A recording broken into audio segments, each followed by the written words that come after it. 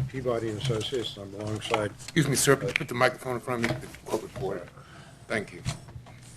Thank you. Good morning, and thank you.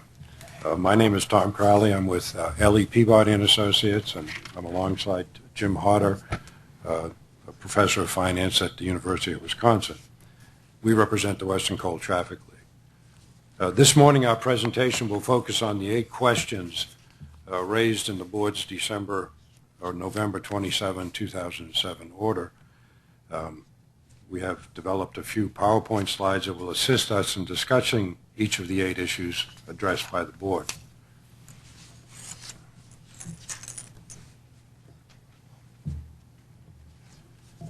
Yay, the slide's working. Anyway, as Tom said, I'm Jim Hodder. Glad to be back.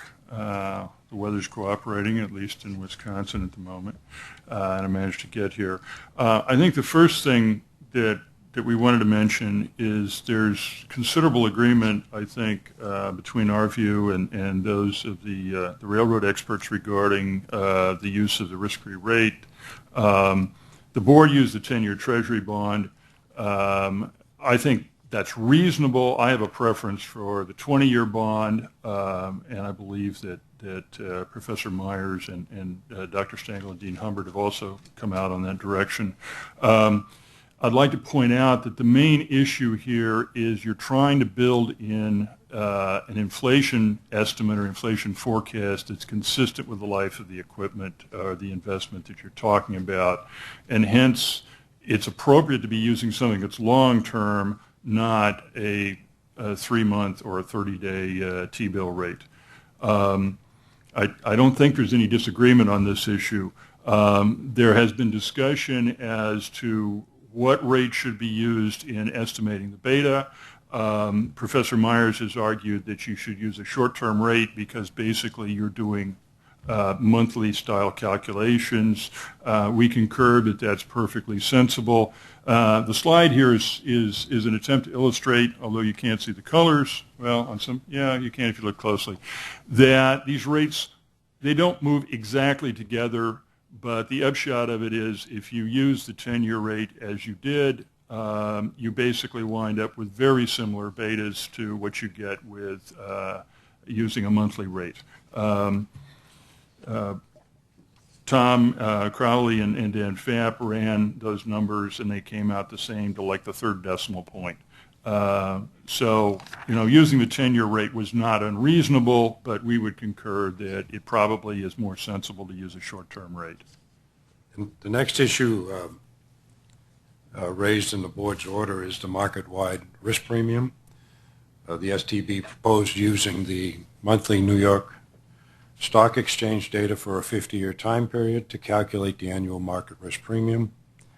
We believe that using the 50-year period as proposed by the STB is reasonable. However, we suggest using publicly available data, like the S&P 500 return data, instead of the proprietary New York Stock Exchange data used by the STB. The next slide is the market risk premium developed by the STB. It shows that that value is within the range of reasonable estimates of the market risk premium developed by researchers and practitioners. Here, I want to elaborate a little bit on some things that Professor Myers alluded to. The Ibbotson numbers are historical. It gets referred to as the market risk premium, but the reality is that it is the excess return on the market. It's a realized return. It is not necessarily an expected risk premium. And over, roughly speaking, the last 7 to 10 years, this has created a considerable debate in the finance and economics profession, as Professor Myers mentioned, especially as people were watching the run-up of the market in the late 90s. They said, wait a minute, what's happening here is, in a sense, we're saying that the higher market prices get higher returns, and that is supposed to lead to a higher risk premium. This doesn't seem right. They started trying to figure out what was going on, and came up with some alternative views, which are what yield the substantially lower numbers that are at the lower end of the range he talks about. So there's been a lot of focus in the discussion here on how far one should go back historically. In the Hubbard and Stengel comments, they're using Ibbotson back 81 years. In the Myers comment, he refers to some work done by Dimson, Marsh, and Stanton going back, I guess, 106 years. The board went back 50 years. The board's been getting criticized for only going back 50 years. I think our view is that there is a different way to look at this without going back historically, with instead trying to go prospective, and the people who are doing that are getting much lower numbers. There was, in fact, one in the KCS submission that came from Morgan Stanley that was like 4%. Now, I said Morgan Stanley's using that. They didn't say exactly where it's coming from, but in very likely what's coming from is an application of a dividend growth projection based on the S&P 500 estimating growth and looking forward. There's been a lot of that work done, and it's coming up with numbers that are sort of in the 3 to 4 to 5% range. We also, to add a little completeness to the discussion here through some survey results, a number of these items are actually measured in the mentioned in the Brealey, Myers, and Allen text. There's a couple of surveys that have been done by Ivo Welch of academics. Interestingly, he did one, started in 97, finished in 99, got published in 2000, where he came out with 7.1%. He went back and essentially asked the same question prospectively: what do you expect the return to be going forward? And in 2001, he got 5.5%. There was some conjecture there that what was going on is people were becoming aware of work that was being done, including work by Fama and French. This is not the Fama and French three-factor model. This is Fama and French on the equity risk premium, where they went back as far as 1872, and what they discovered and documented was that from 1872 up to 1950, and they looked at 49 and 51, they didn't just look in on 1 year, but essentially what they found is that returns, realized returns, in other words, the return on the market minus the risk-free rate, was roughly comparable to what people would have expected using a dividend capitalization type approach. What they found subsequent to 1950 was the returns in the markets were way higher than what one would have expected using a dividend capitalization approach. Excuse me. And they concluded that something had changed, that market efficiency had increased, access to the market, lower transaction costs, easier diversification had allowed people to invest and anticipate lower expected returns going forward than what they'd gotten in the past. This sort of work was also, or something similar was carried out in the Dimson, Marsh, and Stanton. There are surveys of CFOs by Graham and Harvey that get even lower numbers, and I think fairly that the summary in the text, the Brealey, Myers, and Allen text, of 5 to 8% is actually a pretty good summary of what people are finding. Now, a key point here is that is based on using Treasury bills as a risk-free rate. If you use T-bonds as a risk-free rate, you need to subtract off approximately 1.2%. That's the number that's in their text, which gives us this bottom line here of 3.8 to 6.8%. The low end of that is the prospective folks. The high end of that is the historical folks. And the middle is 5.3, which is roughly where the board is. Our conclusion on this is that there is a reasonable range, and in fact, you're in the middle of it. Moving on to the beta estimates, the STB proposed using each carrier's monthly merger-adjusted stock returns for the prior 10 years in developing beta estimates. We concur with the STB that a 10-year beta was reasonable, is supported by research, and produces beta estimates which are stable. We also noted that most providers of financial data use a 5-year period when developing their beta estimates. We suggest that the STB not use periods of less than 5 years to produce beta estimates. We have plotted the 5 and 10-year beta estimates using the STB's proposed procedures, which show less variation year over year than using the 10-year beta estimates. Okay, so we have a picture here where there is some difference between 5 and 10. We don't see all that much. There is some, very little, but some research that has been done looking at longer forecasting periods. The most thoughtful thing we were able to find was a study that's been done in Australia looking at utilities and trying to figure out what is a reasonable or what is the most effective way to estimate beta in terms of accuracy of forecasting. Frankly, they didn't find anything that was very good, but what they actually found that was best was 7 years. We don't see a huge difference here between 5 and 10. However, I would point out that the concern raised about the tech bubble in the 98 to 2000 period is exactly the reason that you don't want to go below 5. If you start talking 2 years, 3 years, you have a situation where that kind of anomaly could seriously distort the beta, and it seems to me like you want to avoid that.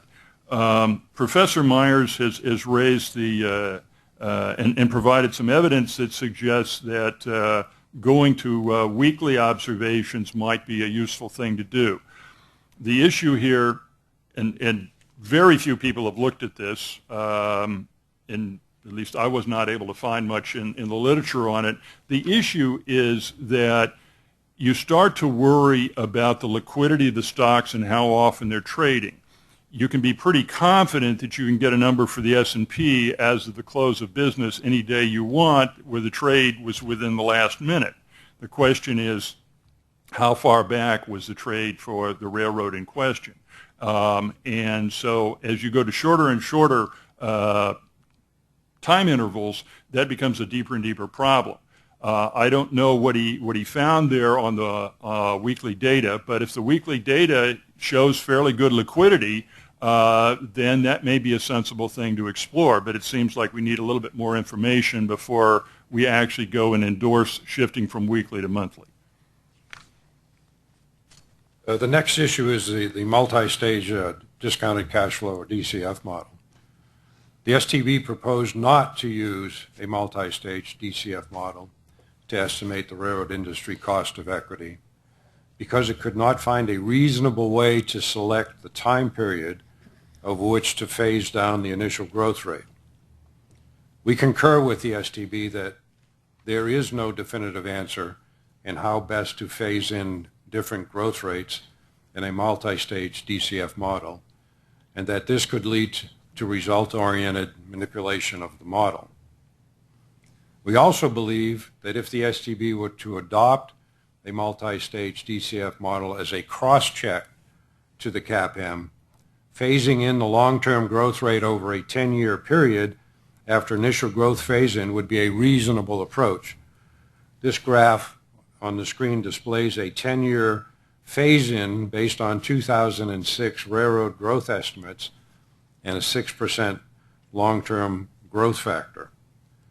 We suggest that the multi-stage DCF would be used only as a check on the CAPM calculation. If the multi-stage DCF and CAPM results are more than, say, 3 percentage points apart, the assumptions underlying both models would be more fully analyzed and the differences explained. I think in fairness here to what Tom Crowley and Dan Pfapp did, none of us viewed the board's mandate as exploring what would be the optimal DCF procedure to use. And so I suggested to them at one point, okay, well, why don't you just look at if you use the standard truncated 5-year growth for the first 5 years and you use an economy-wide growth estimate starting, let's say, 10 years later, and just do something simple like a straight line adjustment between the two, let's see what happens. The thought here was to come up with something simple, and I would certainly encourage the board, particularly when using this as a cross-check, to stick with something simple.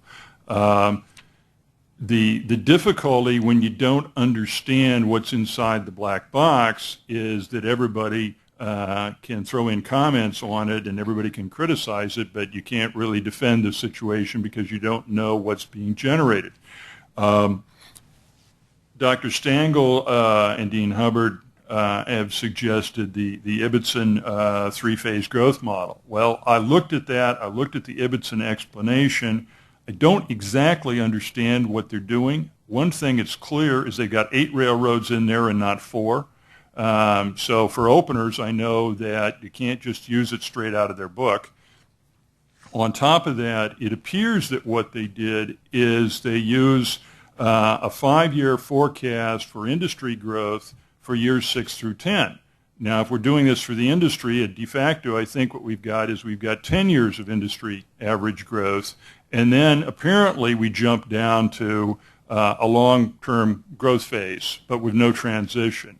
So in my view, what they've got is something that is actually less sensible than what we proposed, in the sense that they're doing 10 years of growth instead of 5, and instead of doing some kind of smooth transition, they just do a jump.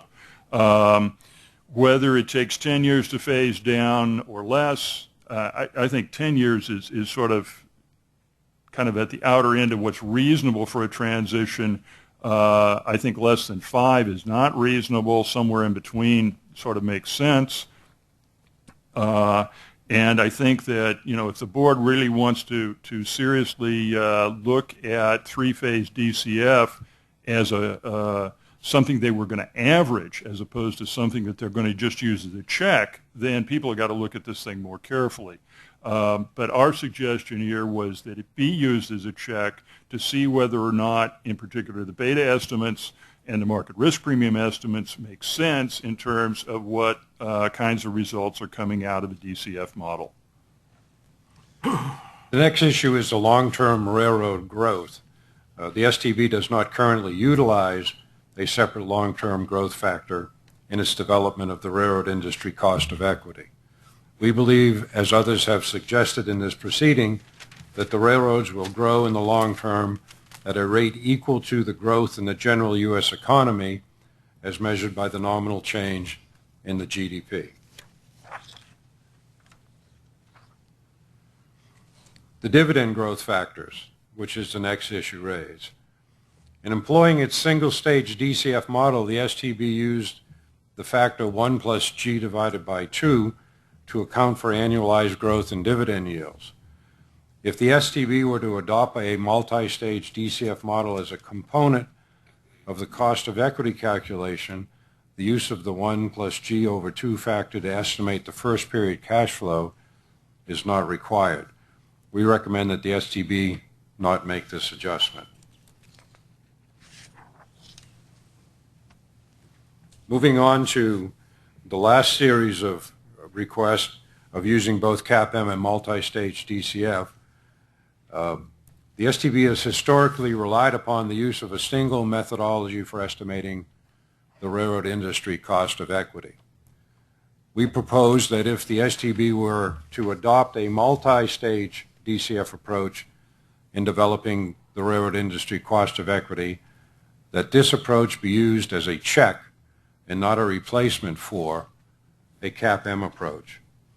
As we mentioned earlier, in the multi-stage DCF approach produced a cost of equity result which is different than that of the CAPM by 3 percentage points, then the underlying assumptions of each model would be thoroughly investigated and adjusted accordingly. The slide that's up on the screen shows the cost of equity results from the STB CAPM proposed and WCTL's multi-stage DCF proposal. And as you can see, in most years there's a surprising amount of similarity, or maybe I shouldn't say surprising, there's an encouraging amount of similarity.